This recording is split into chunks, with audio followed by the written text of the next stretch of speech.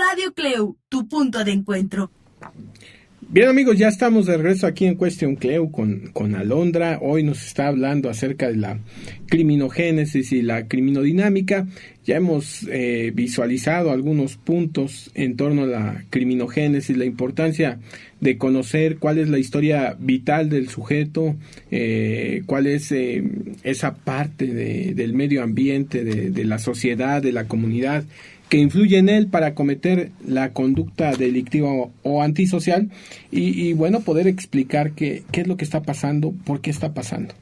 Sí, también hay otros factores que igual voy a mencionar, como es la opinión pública, que igual otras veces en otros programas se han mencionado, cómo es que el peso de la sociedad hace que de una u otra manera ciertas personas no lleven a cabo tales acciones, porque ya van a ser criticados. E incluso de donde soy es así como de, ya viste, no, es que se rumora que fue tal persona. Y entonces todos es así como de, sí, hay que tener precaución porque esa familia siempre ha sido así. Entonces, como que ya empiezan los estereotipos o prejuicios y pues ya no es la misma confianza, ni el trato, ni nada.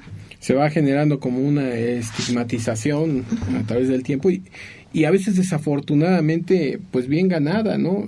Fíjate que yo me acuerdo que mi cuñada tenía unos vecinos y el padre de familia de esos vecinos pues al parecer se dedicaba a cometer algunos ilícitos, porque una vez la vecina va y le dice a mi cuñada, mire, escuche, ¿qué es lo que quiere ser mi hijo cuando sea grande?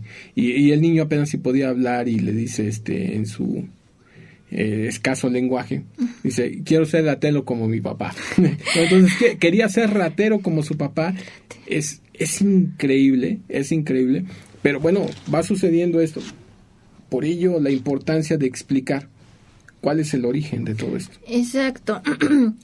Y también con lo que mencionabas, o sea, incluso si, por ejemplo, fue un robo mínimo, no sé, en una tienda o en un Oxxo, pues peor aún está el prejuicio, la estigmatización cuando ya tal o cual persona de tal familia ya salió de la cárcel. Es como de, ya salió.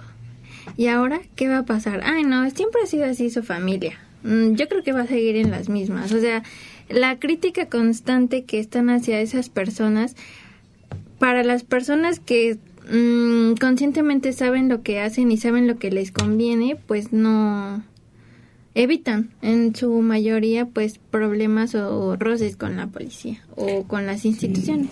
Sí, efectivamente, es una cuestión de realmente se va generando no solo la opinión pública, la estigmatización, sino que además ellos al verse excluidos tal vez también pretenden seguir participando de la misma cuestión. Hay un grave problema porque cuando ya entran a prisión y si salen con antecedentes, bueno, obviamente con los antecedentes penales, eso se convierte en un estigma porque no pueden conseguir trabajo tan fácilmente. Y evidentemente se da aquí. Hay un autor que se llama Fernando García Cordero, y él decía que existía la figura del reciclaje delictivo. O sea, es decir, cometías el delito, te procesaban, te sentenciaban, estabas en prisión, salías y como no podías conseguir trabajo, pues otra vez delinquías y así viene todo el reciclaje delictivo. Tenemos ese grave problema de también impactar con la estigmatización y hacer que mediante esta figura, bueno, pues los que ya han delinquido, pues tengan obviamente esa posibilidad de seguir delinquiendo. Sí, aparte que también leí en otro artículo que se les quitan varios derechos como seres humanos, o sea, ya no puede tener algo de salud, como que su espacio en el ISSSTE o así. Ajá, el derecho a la seguridad social. Ajá. Fíjate que es algo curioso, cuando te dan una sentencia, hay algo que se llama la suspensión o privación de derechos y entonces por ejemplo, no puedes votar, ni obviamente ni ser votado, tampoco puedes ser tutor, curador, en fin, hay una serie de restricciones que después ya cuando compurgas la pena, esos derechos obviamente se reintegran paulatinamente, ¿no? Entonces, eso se llama rehabilitación. Aquí hay que ser muy cuidadoso con los términos, porque para los criminólogos rehabilitación significa el hecho de que el sujeto haya alcanzado la reinserción social. Pero en términos jurídicos, la rehabilitación es reintegrarle los derechos que le fueron privados o suspendidos con la pena privativa de libertad. ¿No? Entonces, eso es muy importante. Es algo descuidado y bueno, siempre se ha comentado que esos antecedentes penales deberían desaparecer. Hay países en donde esta figura, si pasa un tiempo igual a la sanción mínima de que se cometió el delito, se borran los antecedentes penales. Y obviamente esto es benéfico porque ya cuando vayas a conseguir trabajo, pues una de las cosas que te piden son los antecedentes penales. Y es que también pasa otra cosa. Una vez vi un documental de una persona que estuvo 10 años en la cárcel y que ni siquiera era la persona la responsable. Ajá, y dice, y ya yo salí afectado y... ¿qué pasa ahorita? Sí, es algo trágico esto. Fíjate, ahí es donde opera esta estigmatización, porque cuando egresas, bueno, ya no le vamos a poner que egresas porque ya compurgaste la pena, sino que te dieron prisión preventiva.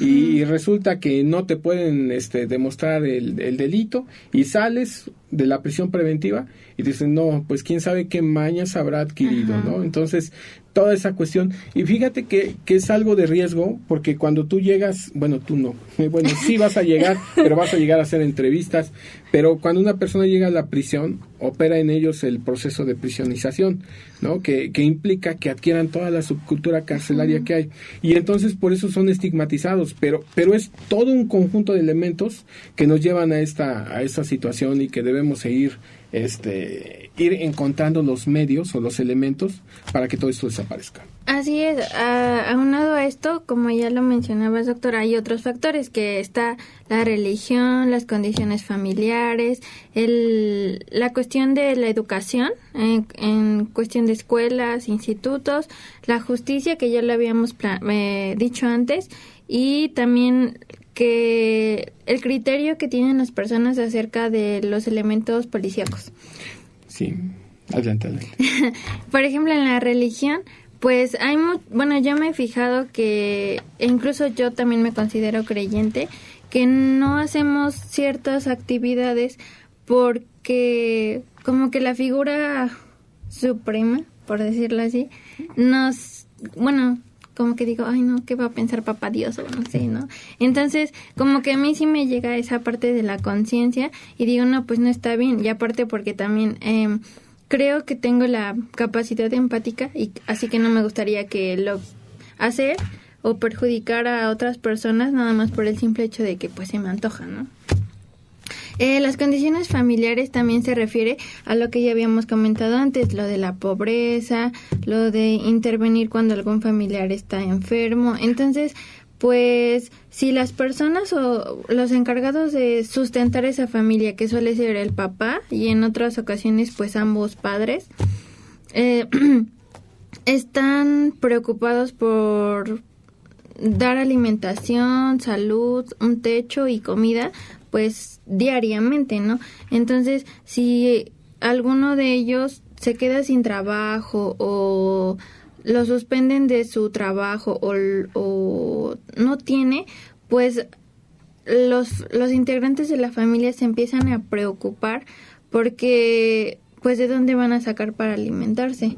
E incluso, pues, ya se les empiezan a ocurrir, no sé, robar o empeñar, también eso se puede dar, o transgredir a actos más hostiles, no sé, robar, pero no robar a lo mejor de asaltar un banco, sino empezar por cosas mínimas. Entonces van viendo que estos actos los benefician y porque a fin de cuentas están buscando el bienestar de su familia. En lo educativo, también aquí marco que muchos estudiantes, por lo mismo de que son rezagados o de que no tienen cierta capacidad intelectual, como que les empiezan a dar mensajes de que, ay, tú no sirves para la escuela, o, ay, no, deberías de quedarte en tu casa, o incluso así como de, pues es que tienes familia medio rara, o por no decir como delincuente, ¿no? Eso pues en varias áreas de la ciudad. no en específico en una, porque pues también en las escuelas donde tienen que pagar una cuota, pues a lo mejor ya damos por hecho que las familias tienen la capacidad económica para darle sustento a su familia. Entonces estos niños comienzan a darle otro enfoque a su vida y como que se empiezan a creer todo lo que les dicen, de que no, pues es que yo no sirvo para esto, y empiezan a perjudicarse ellos solos, y mayormente pues también es culpa de la sociedad escolar y de que la resiliencia que también la mencionabas, doctor. Sí, no, es verdaderamente interesante porque realmente como la sociedad también va marcando de alguna manera este tipo de cuestiones, y no se debe entender porque muchas personas lo malentienden y muchas personas, sobre todo que no están cerca de la criminología, no se está justificando el hecho de que algunos roben por necesidad, eso no se está justificando, sino que se está poniendo en la palestra la cuestión de cómo es que este factor puede incidir en la comisión de conductas antisociales. Y no es algo nuevo, incluso ya lo decía Tomás de Aquino en esa obra de la utopía. Santo Tomás, ahí en la utopía, mencionaba que uno de los factores que puede llevar a la delincuencia es la pobreza.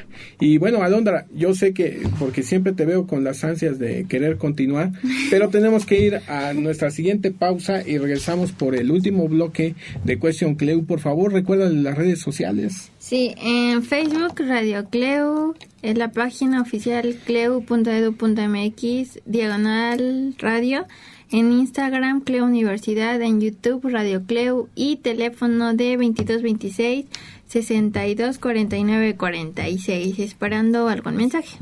Efectivamente, bueno, pues vamos a una pausa, estamos en Cuestión CLEU, regresamos. Radio CLEU, tu punto de encuentro.